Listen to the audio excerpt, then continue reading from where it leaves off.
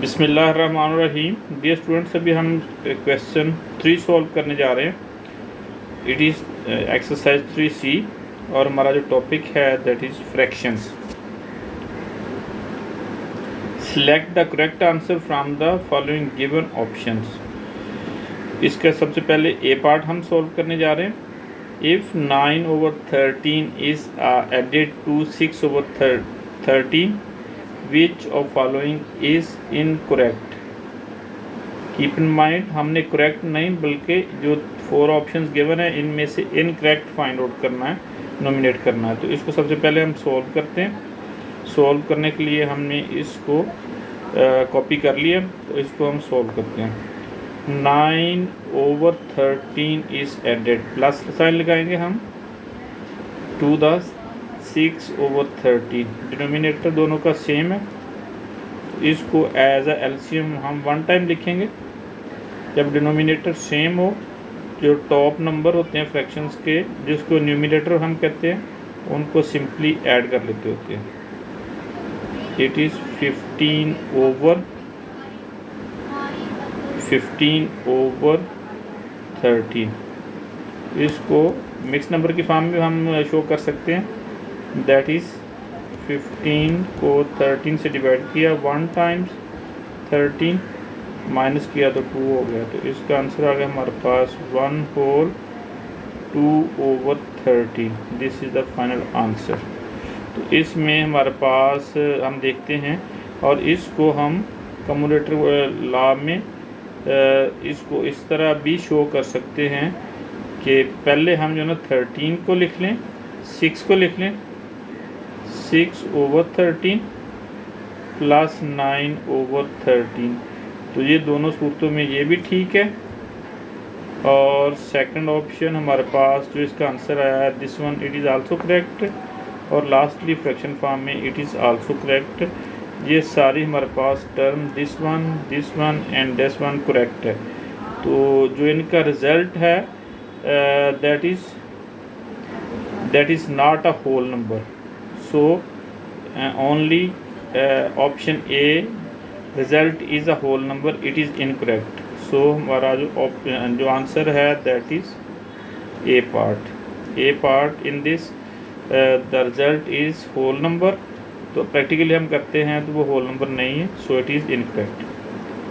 अब हम इसका बी पार्ट सॉल्व करेंगे। 5/8 माइनस 3/8 इज़ इक्वल टू, इसका हम आंसर निकालते हैं। फिर इन ऑप्शंस में से हम टिक करेंगे कि कौन सा आंसर करेक्ट है।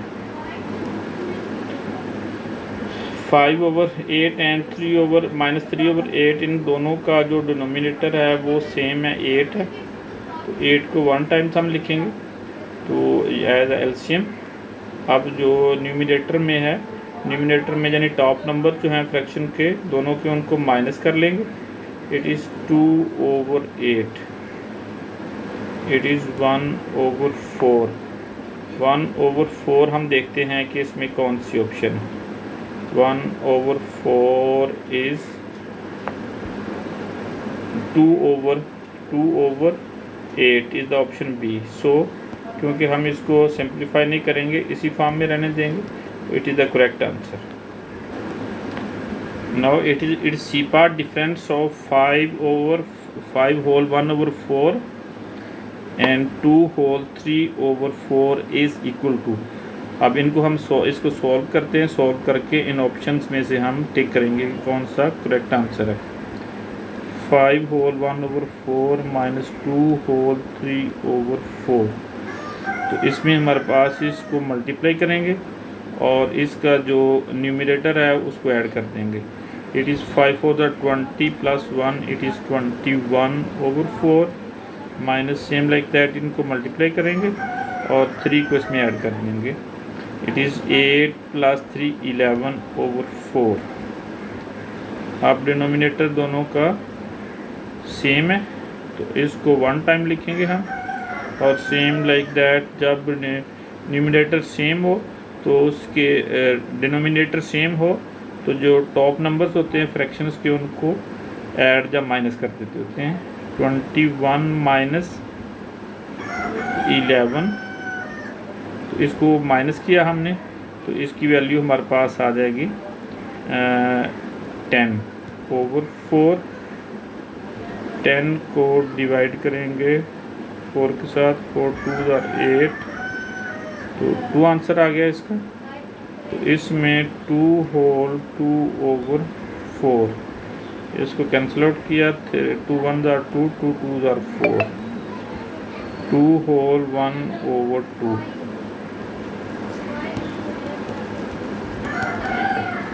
इसका हमारे पास आंसर आ गया 2/1/2।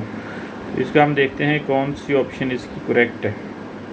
It's a part is correct, 2/1/2 is the answer. अब हम इसका डी पार्ट सॉल्व करने जा रहे हैं। Sum of 3/2/5 and 4/3/5 is equal to, इन दोनों का हम सम लेंगे। 3/2/5 plus 4/3/5।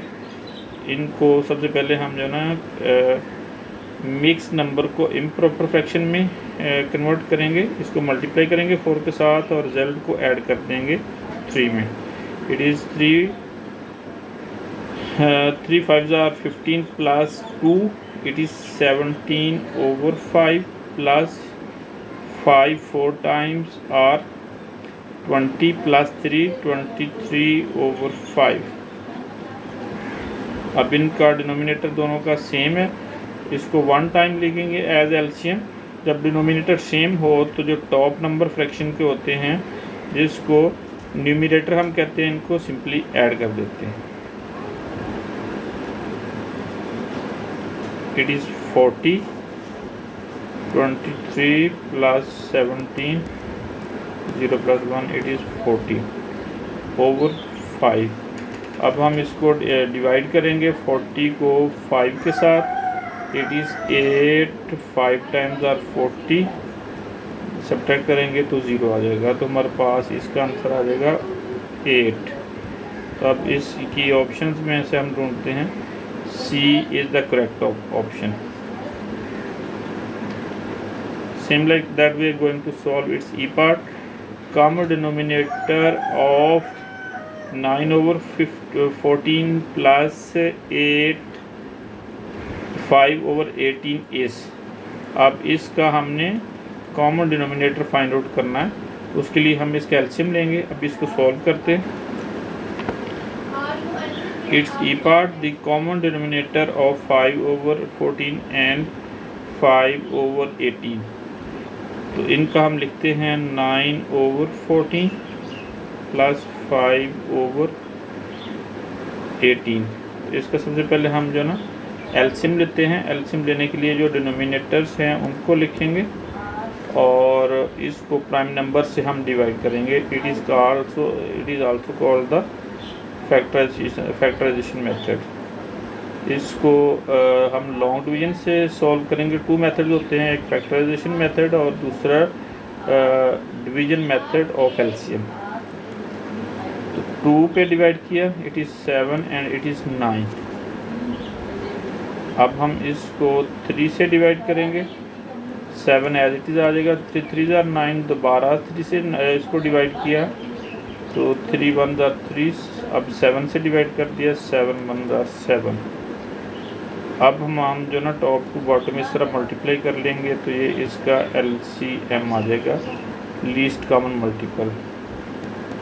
Now it is the product of these numbers, 2 into 3 into 3 into 7। It is equal to 126. LCM of these two numbers is 126। तो इन दोनों को हमने ऐसे नंबर से मल्टीप्लाई करना है कि दोनों का जो डिनोमिनेटर है वो 126 आ जाए। तो अब हम क्या करते हैं कि ये 9 ओवर फर्स्ट फ्रैक्शन है 9/14 इसको लिखेंगे, प्लस 5/18 इसको लिखेंगे। और हम ऐसे करते हैं कि इसको 9 को 9 14 टाइम्स आर 126, इसको मल्टीप्लाई कर लेते हैं top and bottom number of fraction दोनों को 9 से मल्टीप्लाई करेंगे। सेम लाइक दैट इसकी जो सेकंड फ्रैक्शन है, सेकंड फ्रैक्शन को हम 7 से मल्टीप्लाई करते हैं। It is 81/126 plus 35/126। तो इनका जो अब डिनोमिनेटर है वो कॉमन है दोनों का, तो वो हम लिख देंगे। तो यही हमें रिक्वायर्ड है, common denominator of both fractions.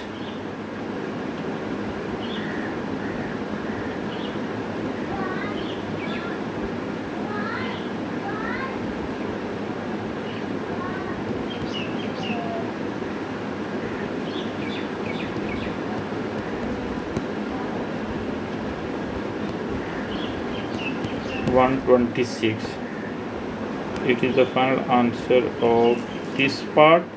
इसको हम जो ना इसके इधर मेन पेज पे भी हम मेंशन कर देते हैं। It is C, it's answer is C, it is 126।